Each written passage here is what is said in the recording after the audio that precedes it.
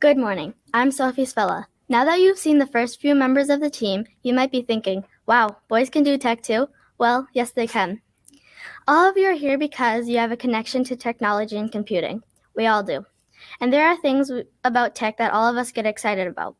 But if we're honest, we'll admit that the open source world is not as diverse as it could be. The history of tech is largely a story about men, with few of those being men of color. Nothing wrong with those guys, it's just not a very diverse picture. While this is true, it helps to remember that there were some women who were trailblazers in tech and were great examples and great heroes.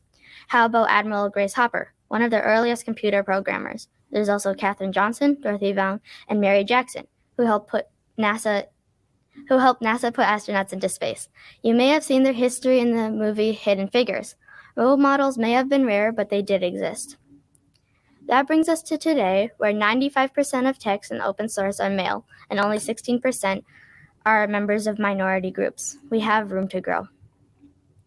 When the Penguin Corps started at our school, Mr. Kirov and the school leaders wanted to make sure the door was open to all middle school students.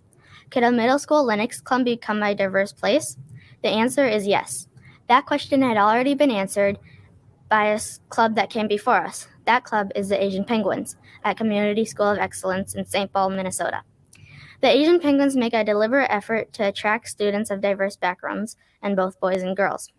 As a result, it is multicultural, and their team is 30 to 50% girls in any given year.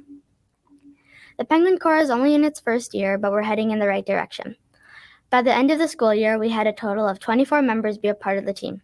Of those, we had students who are African American, biracial, Indian, Kenyan, Somali, and white, with a total of 5 girls. That's about 20%. Room to grow? Yes, but a strong beginning.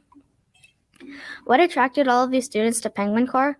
We have fun with tech, and we all work together as a team.